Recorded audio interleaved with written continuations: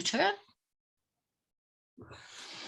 So today we're going to just briefly go over chapter 28 of the Devi Bhagavatam retold by Ramesh Menon.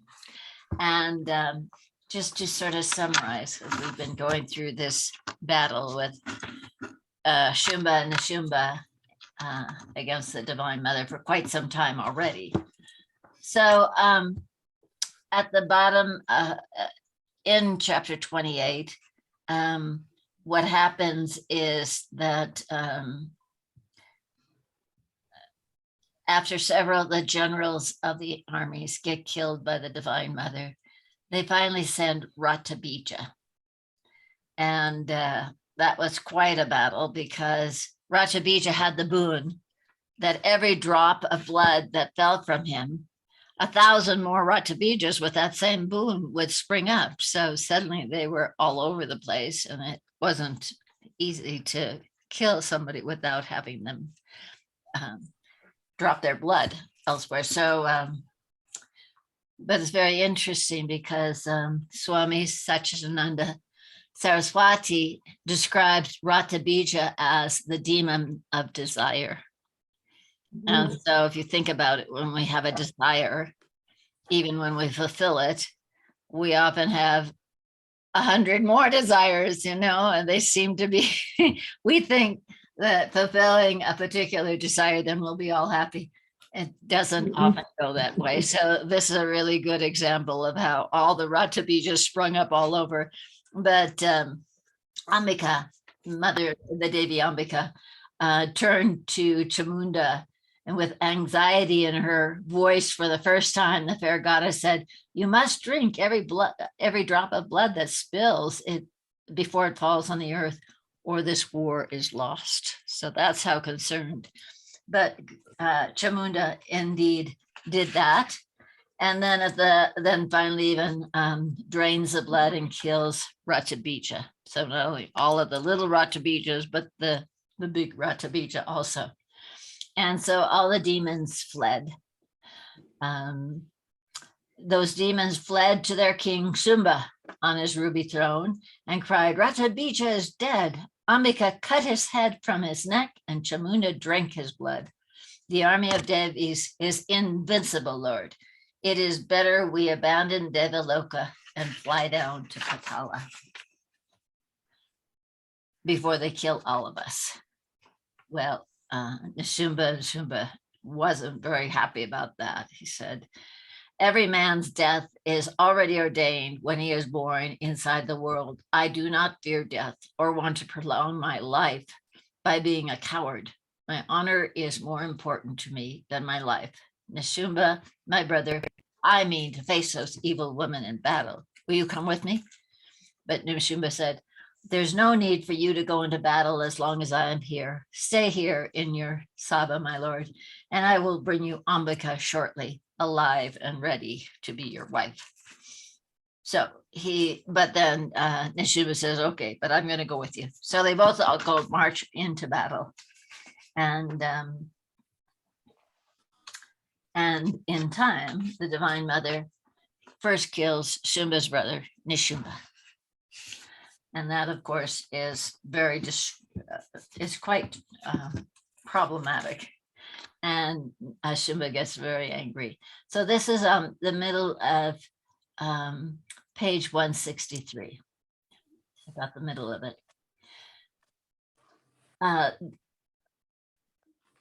When his demons saw Nishumba fall dead, they cried, "Boomba!" resounded everywhere and threw their weapons down and fled in disarray to Shumba. Shumba saw his demons running to him and asked, "Where is my brother? Why are you fleeing the battle like cowards?" The Sura soldiers cried, "Lord, your brother lies dead on the field. The Devi cut off his head, his arms and legs, and his blood flows down the Himalayas in spate." "O king, the Devi slew all his men except those of us who fled in fear. Suma, this is the great Devi, the origin of the stars and time, who has come to kill us. We beg you, Lord, don't fight her in battle. She is no ordinary woman. She is Parashakti, coming to hunt us. She is like another night of Pralaya, and the Devas sing hymns to her from the sky. Time is more powerful than any king, even you, great Sumba. Time has humbled Brahma, Vishnu, and Shiva. She has humbled Indra, and today we feel she comes to humble you, O king, and the very race of Asuras. Time is a wheel that spins round. When she favors you, when she favored you, you drove Indra and his people out of Devaloka and ruled the worlds.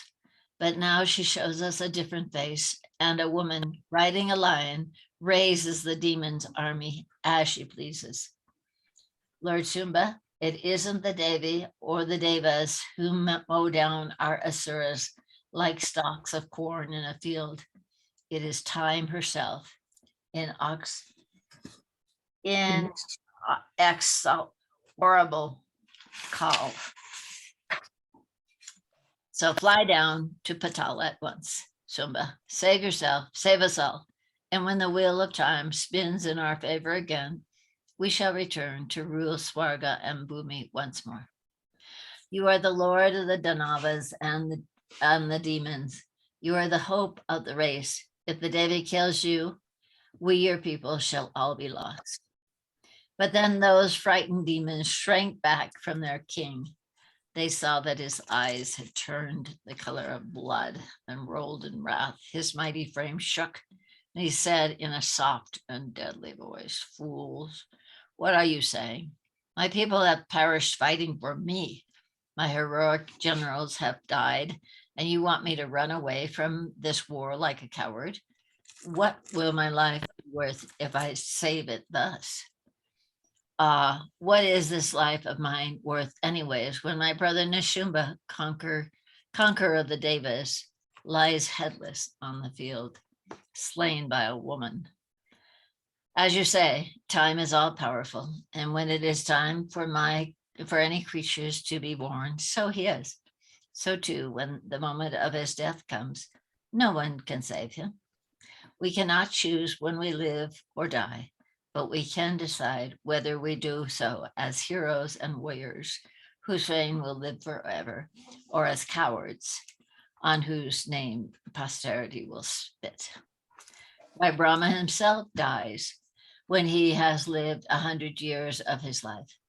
14 Indras live and die during each of Brahma's days, but when his time comes, even the creator of the world passes on.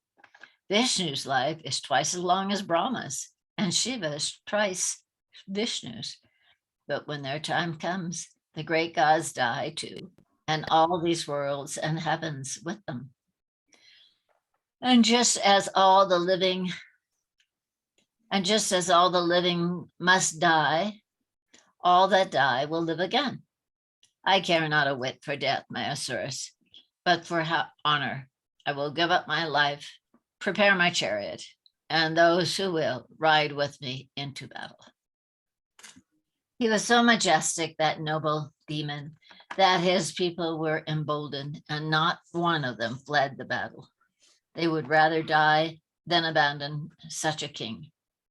The Asura Sumba, Lord of the worlds, climbed on to the pinnacle of the towering Himalayas and saw the Devi Ambika on her lion. She was as completely beautiful, it seemed, that all the enchantment in the three worlds was gathered within her. So they're off to battle. First, she sees him, he sees her, and of course, still tries to convince him to be his wife, but she's not very interested. And so then they end up having a fight, and in time, she does kill him.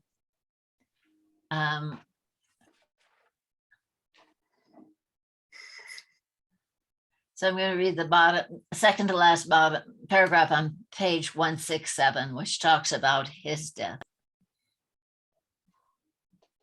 Or that whole page maybe. Now, almost with admiration for that indomitable Asura. Kalika took his head off his neck in a flash of blood, like a lotus from its stem. When the brilliant head of Sumba, master of the three worlds, rolled down the Himalayas and fell into an icy mountain stream that would bear it to the sea, the Devas broke into song. They lauded the three Devis on the mountain, Ambika, Chamunda, and Kalika. A fresh Malaya breeze sprang up there and rippled the streams of Shumba's blood that gushed from the several parts until his huge body was drained.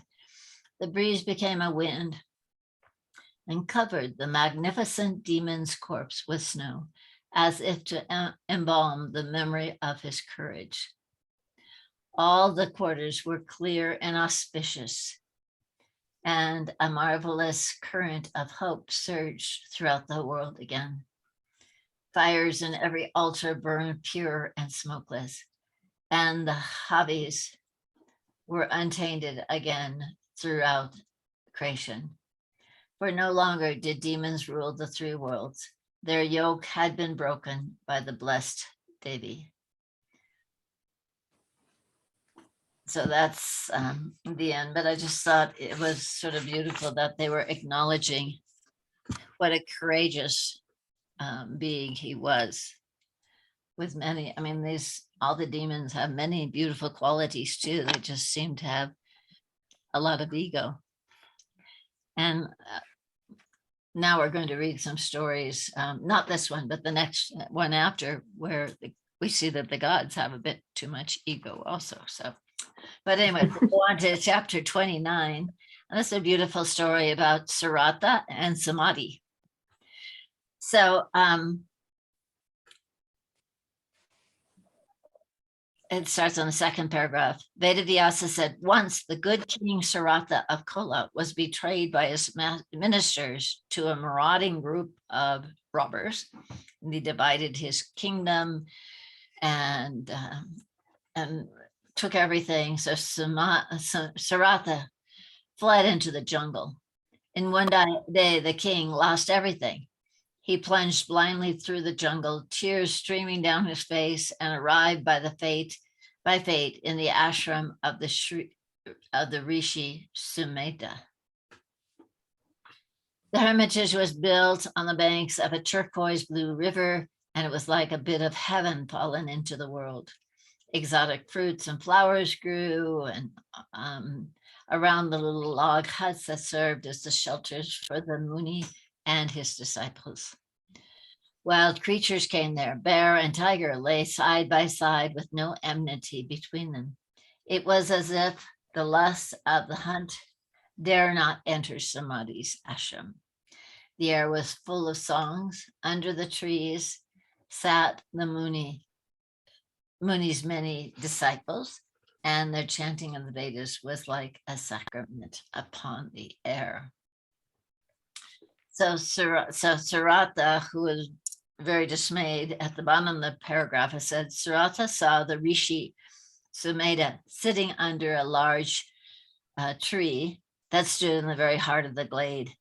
The Muni's body was attenuated by his tapasya, and his slender form was perfectly quiescent, swathed in light. He was gently expounding the Vedas to a group of disciples who hung on his every word. Just to see that holy man filled Saratha with a joy past his understanding. Tears filled the king's eyes, and without a word, he went and fell at the Muni's feet.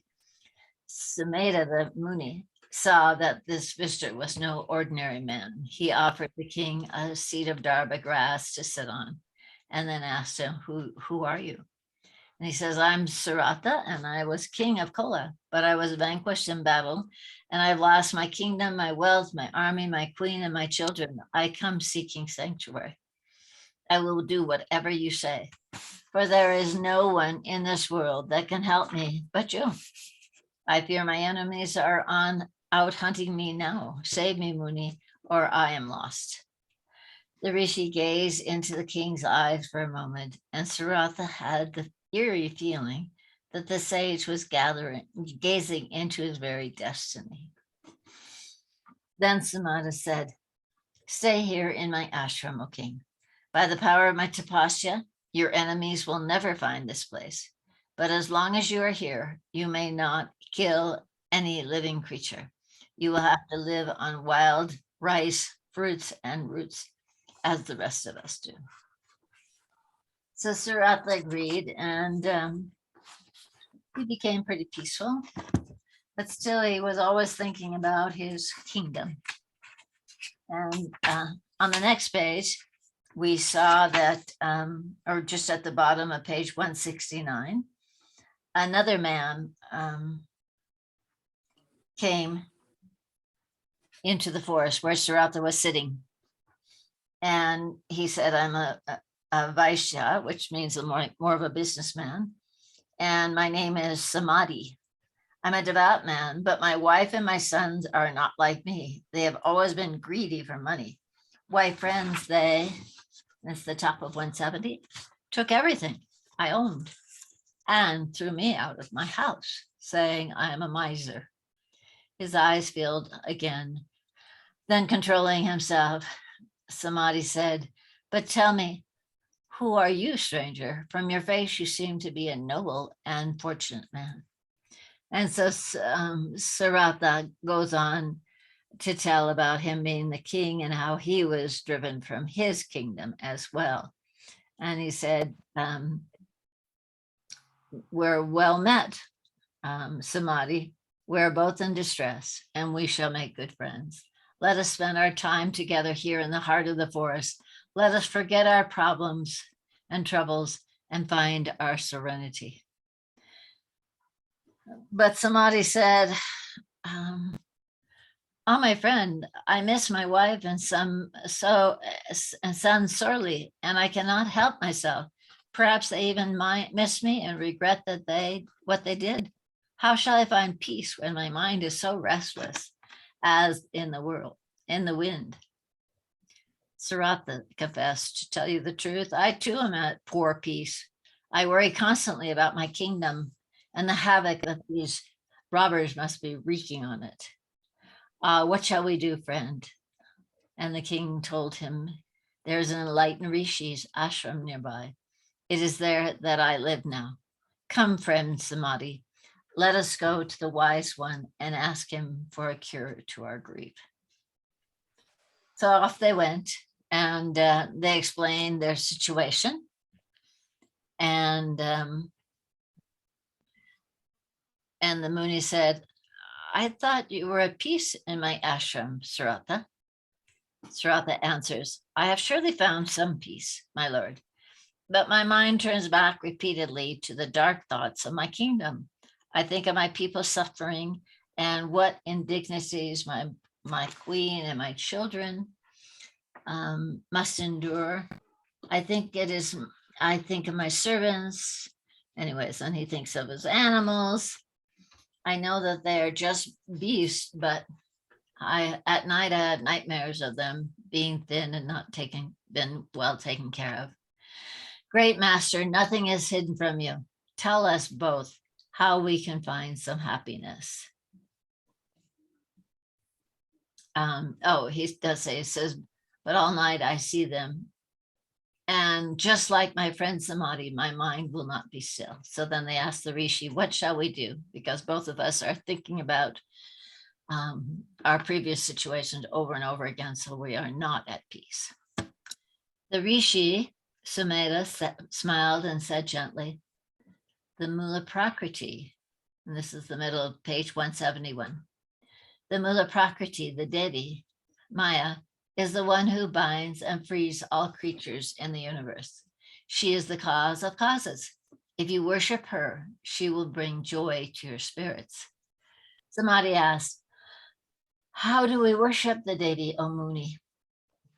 And he replies, "Aim Hrim Klim Chamundaye Viche is her mantra."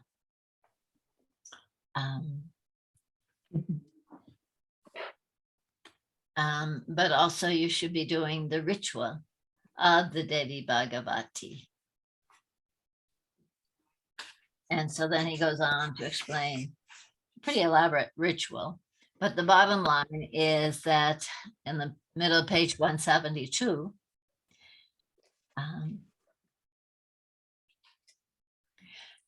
merged in deep meditation, the worshiper should immerse himself in the 9-syllable mantra of the Devi. And this is, and then perform the Navaratri during the bright fortnight of Chaitra and especially Ashvina. The Bhakta must observe a fast, keep the Navaratri vows. The most auspicious days are the 8th and 9th days of the waning waxy moon. Regardless of who he is, the person who worships that Devi during the Navaratri, in Ashram particularly, his every desire is granted. So at the very bottom, it says, the Devi is worshipped thrice daily at the 3 sandhyas of each day, at dawn, noon, and sunset. Also, young girls should be worshipped as the embodiment of the Devi herself, with sandalwood, ornaments, scented oils, and garlands of flowers. The poor and the brahmanas are fed, and the bhaktas fast for 9 days and eats his first meal on the 10th. The devotee who keeps the Navaratri vows acquires unswerving bhakti for the Devi and has every wish fulfilled.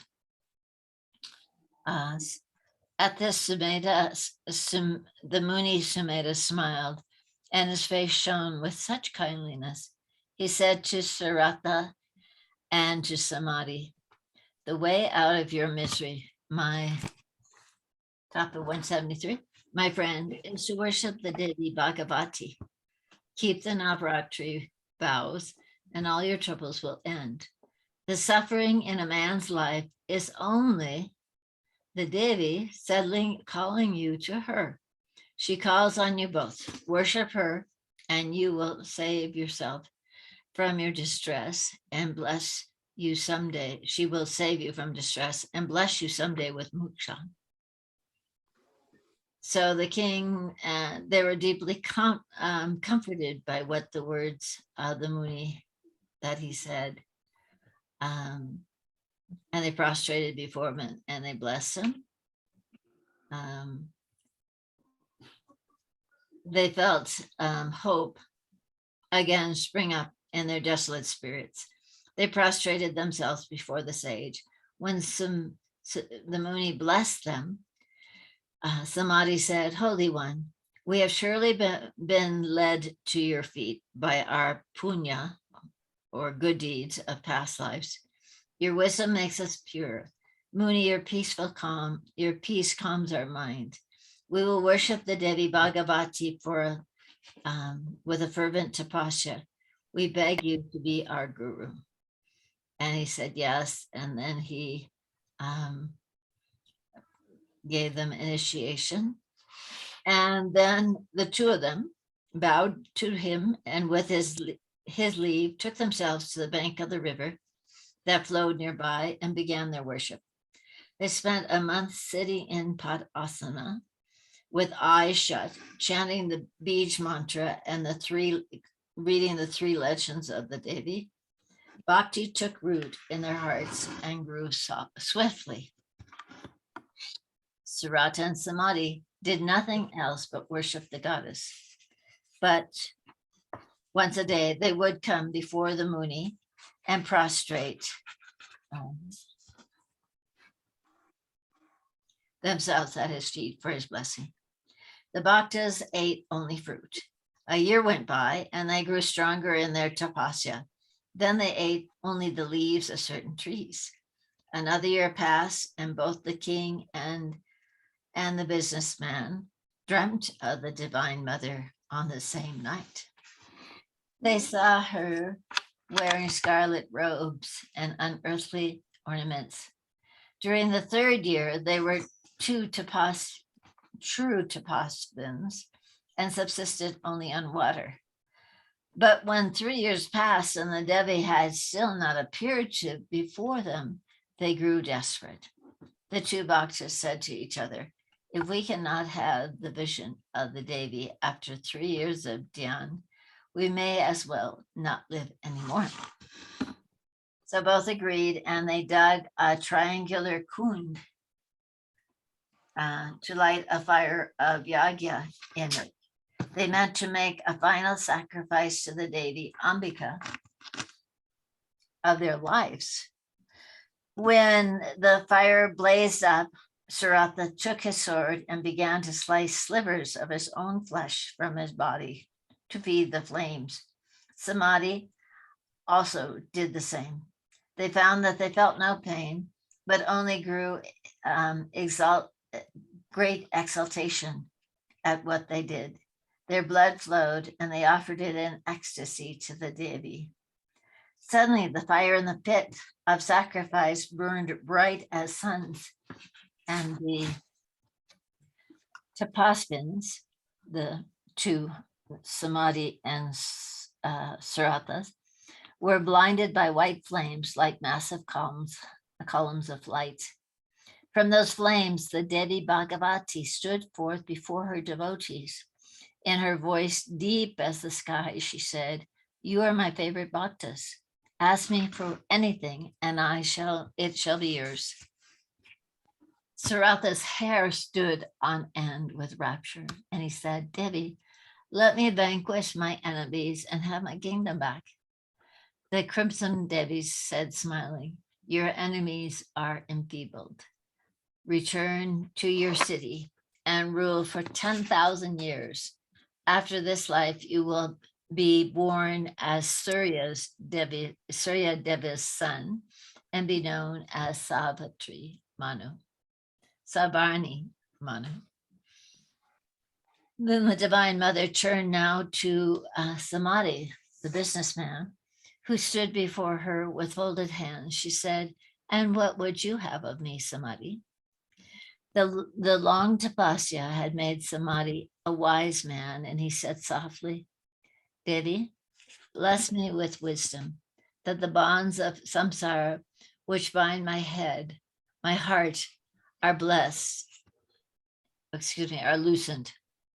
I want enlightenment, Mother of the worlds. I want to see the truth and to be free. The brilliant Devi raised her hand over him. Next moment, she vanished before their eyes, and a common fire burned once more in the pit of sacrifice. And the wounds they had inflicted upon themselves all miraculously healed. Glowing with their experience, the two bhaktas came to the Muni, Sumedha, and told him what had happened.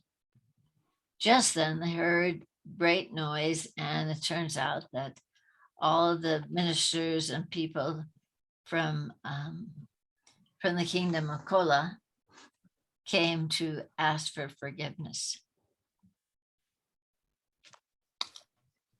Not only his ministers came, but most of his people as well had come to beg Saratha to return and to be their king once more. They had risen up themselves to kill many of the robbers and had driven the rest out of the kingdom. They fell at his feet and begged his forgiveness, and there was no doubt that the Devi Bhagavati had wrought this miracle.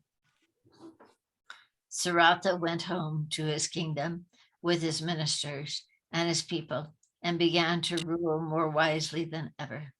The Devi Ambika's grace was everywhere and was upon that king, and his was a just and prosperous reign. But Saratha was not the only one to whom the Devi blessed. As the king's ministers came to Samadhi's ashram, a strange thing happened to Samadhi, the businessman. He sat some distance from the congregation in the hermitage. His wife and sons did not come back to ask his pardon or call him back to the house. Instead, the Devi visited Samadhi again subtly in his spirit. She loosed a tide of knowledge and joy into him. She set him free. When he knew the truth, all the businessman's old attachments fell away from him like a snake's old skin. A thousand petaled lotus unfurled in his head, and he was one with the Parashakti, with eternal bliss. The illumined Samadhi spent the rest of his mortal days wandering from one sacred tirtha to the other. And when death came for him, the Devi appeared and took him unto herself, and he had moksha. So it says Vedavyasa has just finished telling this tale to King Janamejaya. So I think that's where we'll complete with that beautiful story about Navaratri, as Navaratri is right around the corner.